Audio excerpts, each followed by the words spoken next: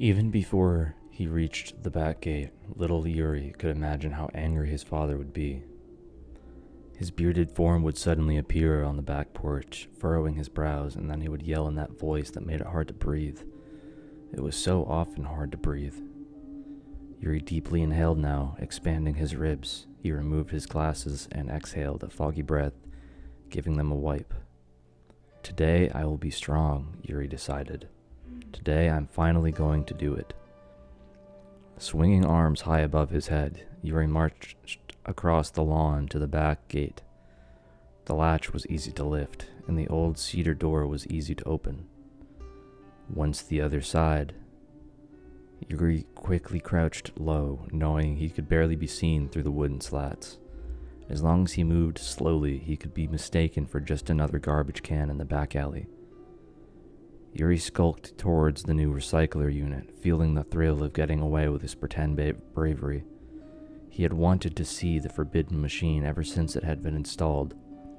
His father had received it as a fancy gift for knowing fancy people, and in a sense this was a mark of pride for Yuri, but it was also a muddled and confused pride, because sometimes Yuri's father would regret owning new things, no matter how nice, and his voice would become low and disappointed, like it often did around Yuri.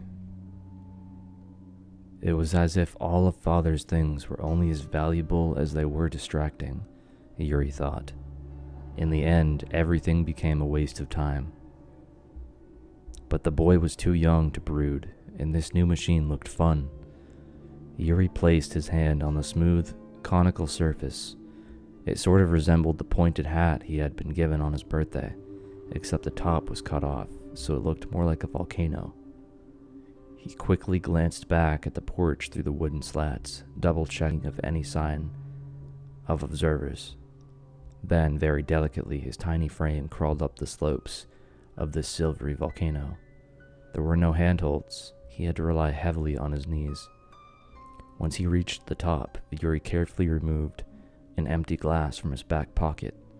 It was a miniature vodka bottle his father had left lying around the house. Yuri straddled the volcano's crater and carefully thumbed the lid on top. It opened without resistance. He wasn't sure what he was supposed to find inside. Cogs? Saws? Spikes that recycled glass into dust? But instead of anything mechanical, Yuri gazed at hundreds of crawling organic shapes. They were living insects, termites. Yuri practically slipped off. He had seen termites on stream shows before, but what were they doing here? Cautiously, he looked closer. The shine of old glass glimmered between their red bodies. The insects were chewing and breaking it down, making the shards into something else. Into marbles?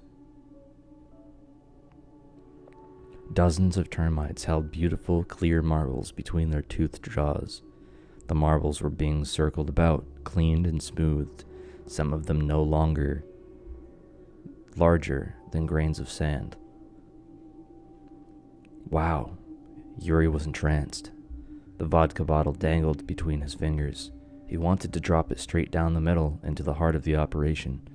Then he'd stay and watch the bugs dissolve the glass. He leaned over, lowered his hand, and then his glasses slid right off his nose.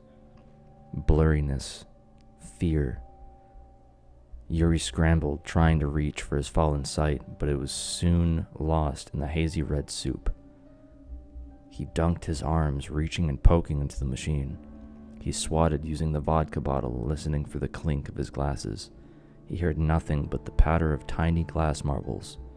Desperation struck, and Yuri began to hit the sides of the recycler, resulting in a muffled cacophony. Yuri then recognized the unmistakable whine of the porch door's hinge. It had swung open. His father entered, clearly angry at someone or something on the phone. Yuri couldn't see what was happening, but he could feel the crawl of burns traveling up to his elbows. He began to frantically brush them away. One of the red blurs fell on his knee and produced a pain so fiery that Yuri fell off the recycler. The next couple minutes spiraled into slaps, cries, and rolling about. Yuri could hear his father's conversation travel across the lawn. towards the back gate, but there was little he could do to hide. Even as the gate opened, Yuri wasn't able to stand up in time, nor wipe away his tears. The dark, bearded Blur arrived, muttering grievances, holding a cell phone in one hand and a bottle shape in the other. In a span of half a minute, the Blur tossed the bottle down the open recycler, closed the lid, and patted Yuri on the head. Then it strolled back the way it came, no break in stride, no break in conversation. Yuri dried his eyes, sat cross-legged, and exhaled slowly. Although shallow at first, his breathing was quickly brought back under his control.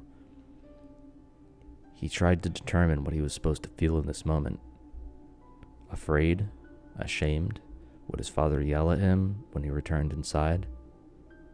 Rising to his feet, Yuri felt his scalp where his father had patted him. It seemed just like everything else. The recycler wasn't all that important. Not anymore.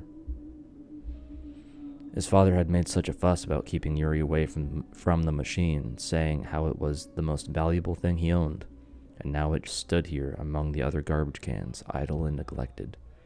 Yuri couldn't help the feeling the same way.